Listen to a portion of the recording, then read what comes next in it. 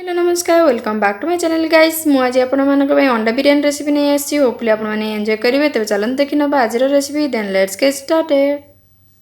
सर्वप्रथम मु गोटे मोटा चौड़ा रस को नहीं आपण पाखे जहाँ अवेलेबल थी आपण ने कि तेल को एड कर नौची एवं सिझेकी रखि अंडा को एड कर नौची बहुत भल भाव भाजी नवा। वर्तमान अंडा को एभली भाव हल्का हाथ में या बहुत भल भाव भाजी नवा। भाजी सारा पर या गोटी गोटी कर साइड को बाहर कर नवा।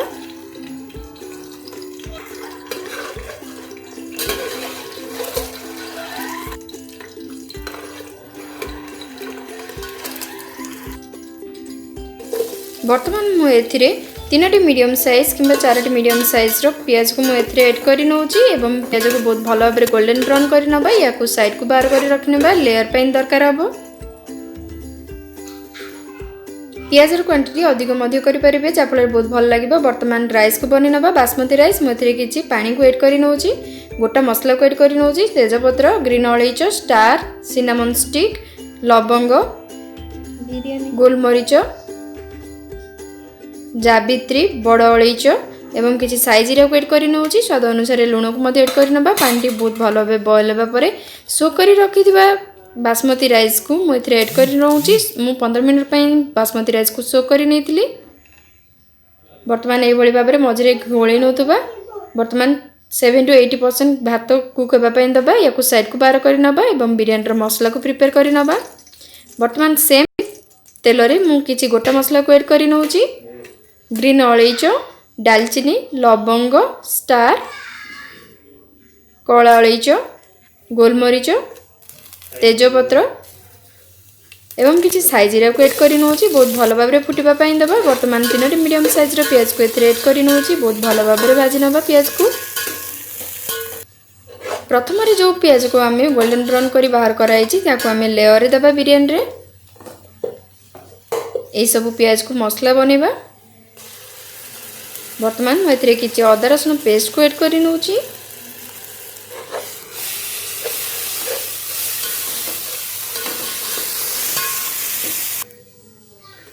अदा रसुण पेस्ट बहुत भल से कषि जापर मुझे दुईटी मीडियम साइज टमाट को एड कर नौची टमाट को बहुत भल भाव कुक कर नवा। टमाट जल्दी कुक हम आम मसला जल्दी कुक होगापी मुझे लुण को एड कर नौची।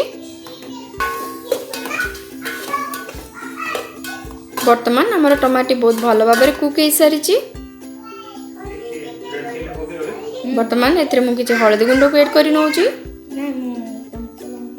टमाटर आमर तेल बाहर स्टार्ट है मुझे भल कलर आसवाई काश्मीर रेड चिली पाउडर को एड कर नौची धनिया गुंड को एड कर नौची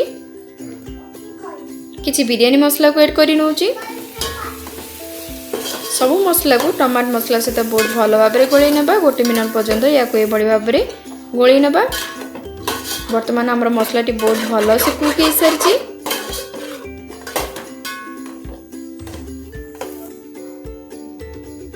वर्तमान फ्लेम को लो किंबा फ्लेम को ऑफ करी एटी मु गोटे बाउल दही को एड कर नौची जहाँफल दही टेस्ट बिरयानी रे बहुत ही भल आसीबो।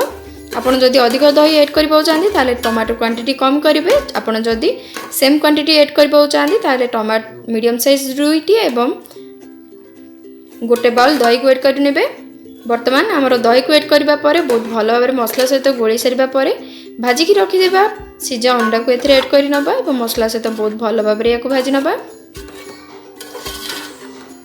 जहाँफल मसलार फ्लेवर बहुत भल से अंडा भितर पशिज। वर्तमान मुझे किसी धनिया पत्र को काटी एड कर नौची किसी फ्रेश पुदीना पत्र को एड कर नौची बहुत भल भाव गोल नवा। बिरयानी रे यही धनिया पत्र एवं पुदीना पत्र फ्लेवर बहुत ही भल आसे। राग खाइबा अनुसार आपन एथिरे कंचा लंका को एड करेंगे। मु कंचा लंका को फाड़ कर एड कर नहीं आपन जदि चाहिए या टोटाली स्किप करि परिबे। आपन जदि चाहिए एथिरे अधिक कंचा लंका एड करि परिबे बहुत भल फ्लेवर आसे। वर्तमान मु गोटे कप पानी को एड कर नौची जहाँफल दम देला बेले आमर अंडार मसला लगिजनी एवं बहुत भल भाव दम हो।